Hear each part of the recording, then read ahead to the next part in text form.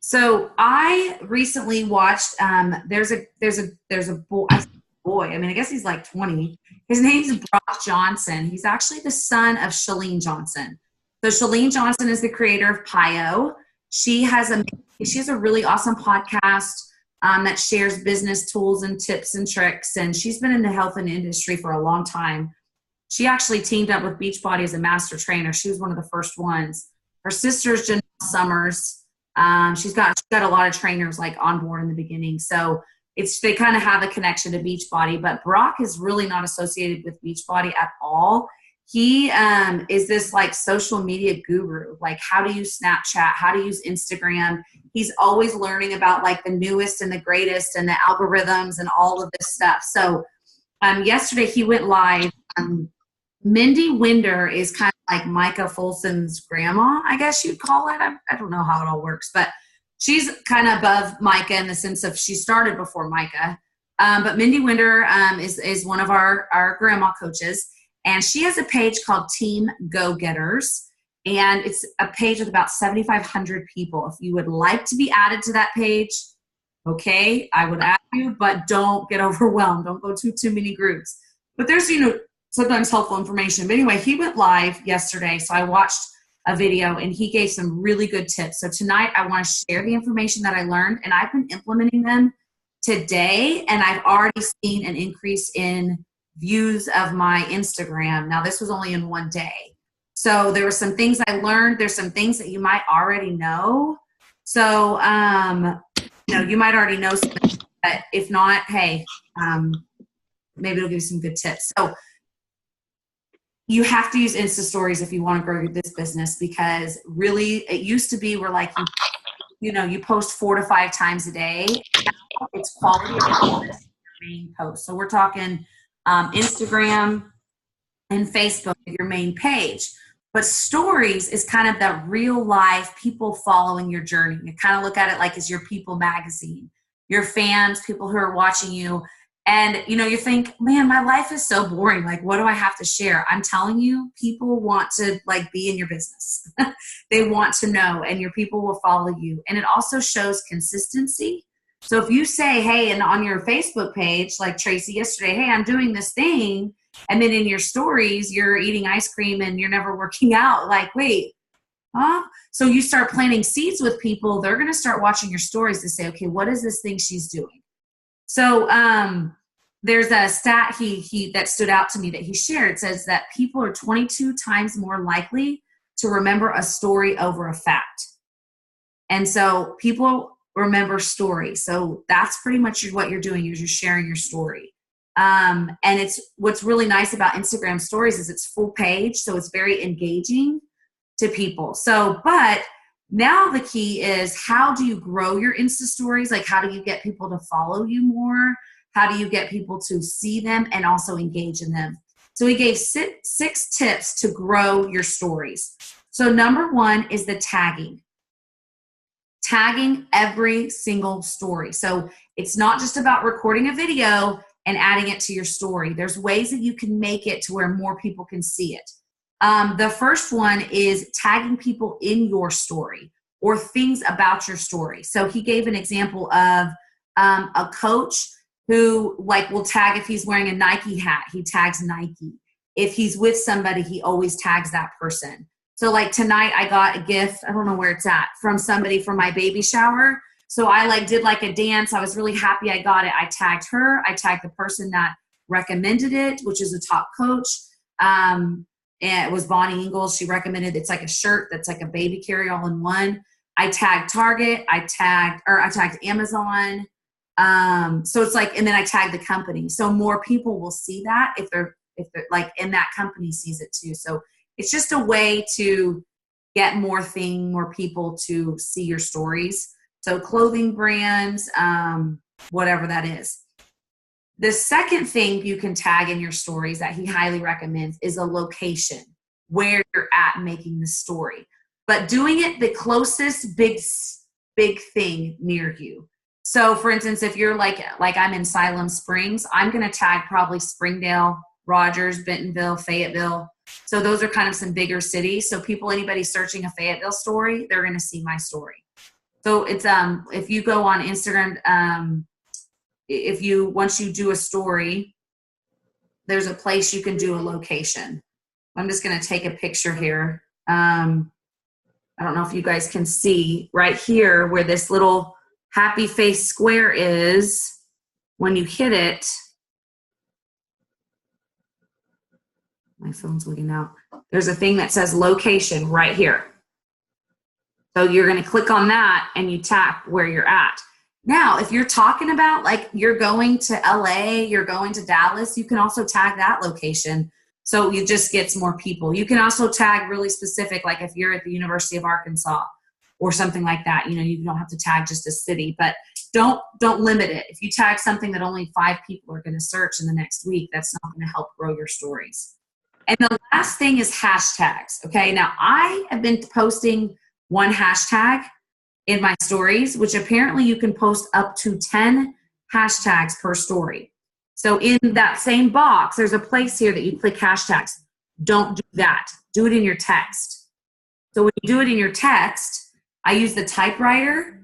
So you can put 10 total in there. And he recommends using big hashtags. So like the bigger hashtags, like hashtag mom versus hashtag wiener dog mom, you know, so you're going to actually get more people. I just use as an example, Tara, but that's just, so you can do up to 10.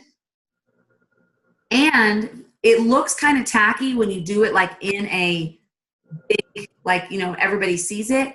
You can make it a color that blends in with your story and shrink it really, really small. So then nobody sees it.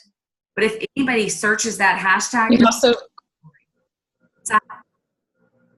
can also drag it all the way off the screen. You can shrink it down really, really tiny and drag it. Like I didn't know that. Corner. Cool. Okay, so you can drag it off the screen.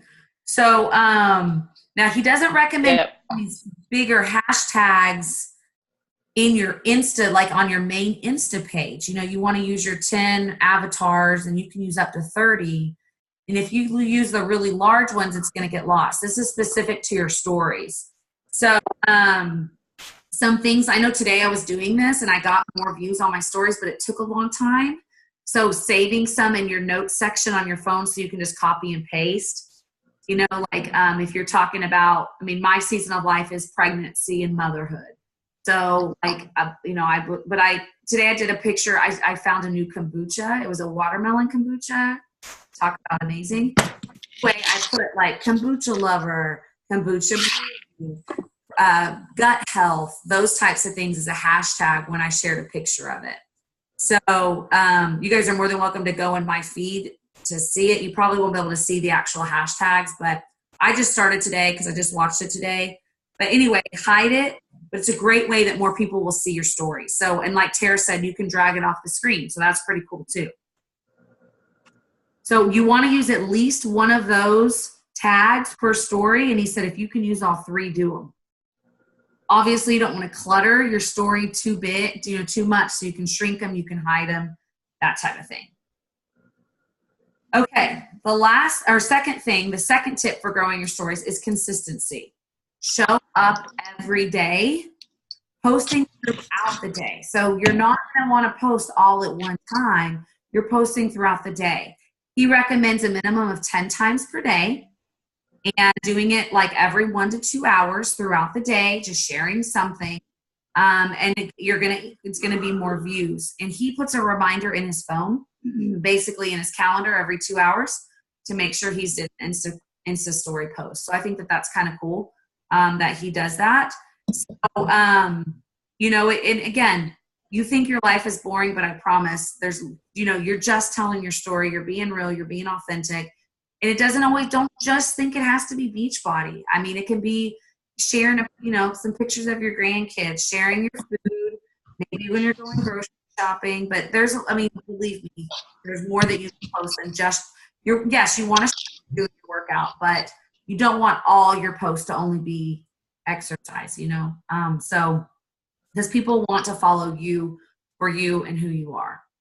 All right, number 3 is encourage engagement. So really encourage the people that are watching your stories to engage with you and vice versa. Okay, now this is a little challenging But one way you can do it is leaving comments on their stories. So watching their stories and then leaving comments. So no matter what, when you post a story, at the very bottom, you can comment and you can message people back.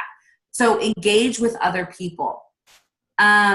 Putting polls on your stories. And these don't have to be polls of, I mean, they can just be really random things like, you know, what shoes should I wear? Or have you ever tried this before? You know, whatever that might be. But I haven't had a huge success with polls yet, but I know Tara even said she hasn't got a bunch, but it does encourage engagement.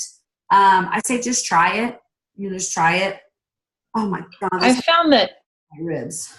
Silly ones do better. Like I did one day, I was like, if you're going to have breakfast for dinner, shouldn't you have mimosas? And I was like, yes, or heck yes. Like people like, yeah. Or should I take a nap? Yes. Or take a nap or coffee, nap coffee, right? People, make the it sillier fun. they are. Yeah. Now, what I've seen Haley Christian do a lot is come back and share the response, like the totals, because at the end you can share it again when the votes are all tallied before it expires. Oh, that's cool. And she'll comment something. So I've been watching her a little bit. Like, how much do you think I like you? Or somebody put, and yeah. voted, or like it was like the slider bar one. Mm-hmm. Like you, and then she took a snapshot on it, and it was like, well, I don't know you. You know, I love you. Like, it was kind of funny. Like, it was like, you know, some people who were like, you know, you love me. And she's like, I don't even know you. I don't know. It was really kind of funny. So polls is one you can do. And I like that, Tara. Like, show people what it was. Like, hey, what shoe won, or what, I'm drinking a mimosa because y'all said yes, or whatever. That's fun. There is a slider bar also down there. Again, it's where this is your main, like when you go in that happy face, there's this like slider bar thing right here where you can put, and people can vote like big or small, and you can ask questions, but it doesn't even have to be just the happy face. Like it can be, you can click on it and it can be like angry, mad, fire, like how hot are these pants? Or, you know, how good does this girl look? Like you can share before and after. So it's not just saying, hey, look at these results. It's like, how amazing does she look? Or, you know, whatever. You can get kind of funny with it. So just get creative, get, you know, engagement.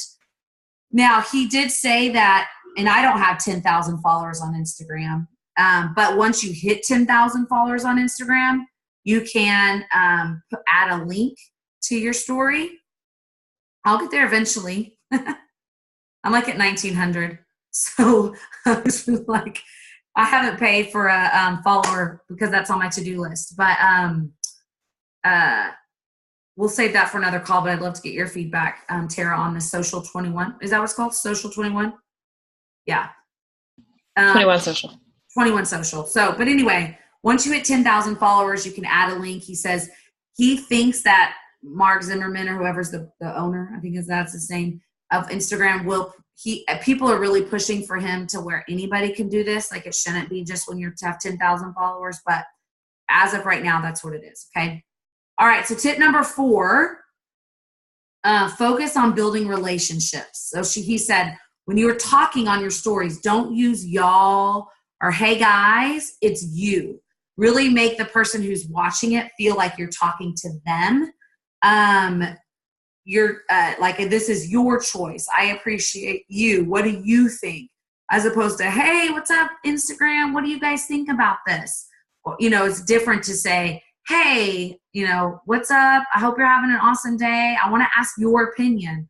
What do you think about this? It just kind of makes it a little more personal. So you're focusing on building relationships.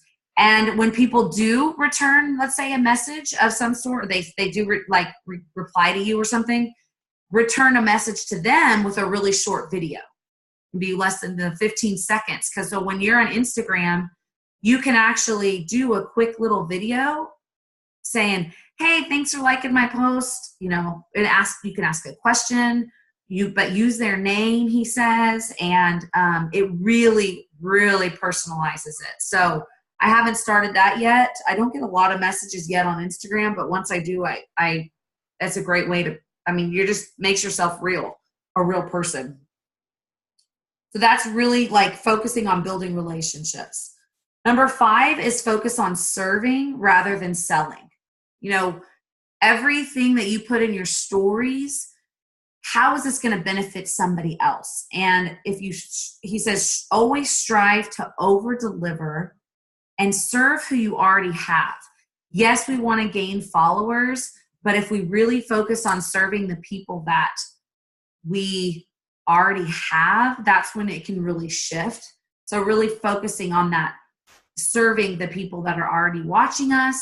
How can we give back to them? Yes, we might be sharing something, but maybe giving them a link or telling, hey, message me for a link and I'll get you a code, or I'll send you a free Audible book, or whatever that might be. You know, if you can give back in some way, to do that. And he gave an example on once a week, he like does a dance or something, and it's like he's just being funny. He said, no, I mean, I'm not like getting business from this or whatever. He said, but I'm making people smile. And sometimes that's a gift right there. That's serving people. So if you find something humorous, he said, though, somebody asked about, what about doing a meme? And he said, instead of putting it up there, maybe read it or tell about it. Like tell a story about, oh my God, I saw this meme today and this is what it said. And then you might share it. But it's kind of like making it more personal. So he said, unless it's like really, you know, if it goes with your brand, if it's going to serve somebody, that's fine. But he said it makes it even better if you tell them about the meme first and how you thought it was funny or whatever, and then maybe you can share it. So I kind of like that. Just you're just kind of putting a personal touch on it. And then the last thing he talked about is just being yourself. He's like, this is probably the worst advice or the worst tip, but he said it's probably the most important.